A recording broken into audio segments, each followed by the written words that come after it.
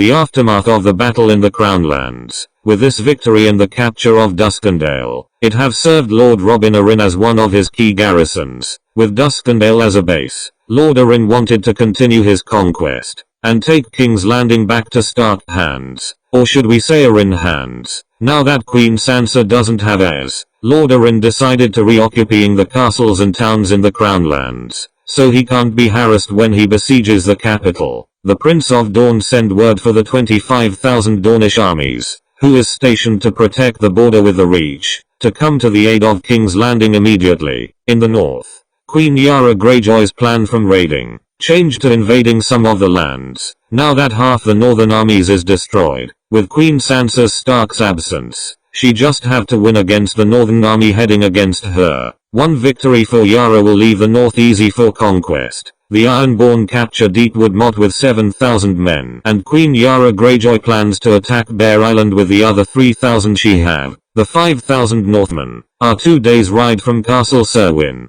and plans to head on to Deepwood Motte. Edwin Mormont, the son of Alysanne Mormont, knew well that this will be his last stand. Lord Ed will have brought reinforcements from the mountain clans, and his men numbered around 500 men. The Mormonts fight valiantly to keep the Ironborn out the walls. After 2 days Bear Islands were so damaged that the walls had to be abandoned by the defenders. Queen Yara Greyjoy command a general assault to overwhelm the Mormonts' keep. Meanwhile Edwin Mormont and his men refuse to collapse and fight like the bears they are, cutting down many of their opponents before retreating to the earthen palisade. The keep's last survivors take shelter in the palisade. It was now filled with common folk. Yara Greyjoy and Edwin Mormont meet to discuss terms. Edwin is determined to save the civilians' lives. Queen Yara Greyjoy gives her word that no one would be harmed if they surrender, and Edwin agrees. The Ironborn men arrived to take control over the palisade. They immediately began to aggressively approach the civilians, and argues who would soon kill Edwin Mormont. The surviving Mormont men are furious, and immediately drew their swords, and fights fiercely against the Ironborn, slaying them all. They were committed to fight to the last man.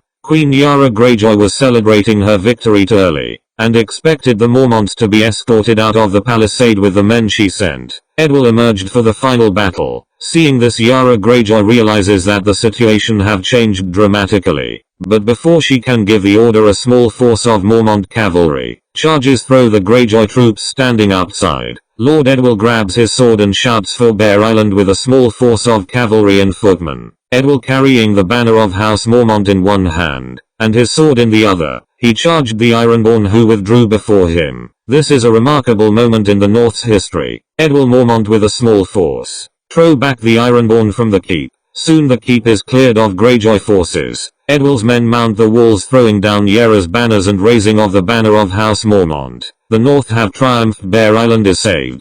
Queen Yara Greyjoy have lost more than 1,000 men, while the Mormonts only have around 200 men. Queen Yara retreat back to her boats, knowing very well that even if she took Bear Island, it will cost her dearly in numbers. She departs for Deepwood Motte. Prior to the battle, the great-grand cousin of Roose Bolton, Artus Bolton, who have been in hiding since Roose Bolton's death, emerged to the Dreadfort, and demand entry as their rightful lord. The commander of the castle was a little afraid, but with Queen Sansa's death rumors they submitted to him. In the current time, Artus Bolton have rallied the remnant of what is left of the former Carstark lands, whose castles are now under his domain. The small folks there have no love to the Boltons, but they feel betrayed from Queen Sansa's side, when she condemned their lords of treason, when they literally bent the knee to Jon Snow the king in the north, and fought in his wars. Finally, when the 5,000 Northmen prepare to leave Castle Serwyn, to march at Deepwood Motte, word get to them, that someone named Artus is crowned as the Red King of House Bolton, and his domain is all from the Dreadfort to the former Carstark lands. The Northman army gets nervous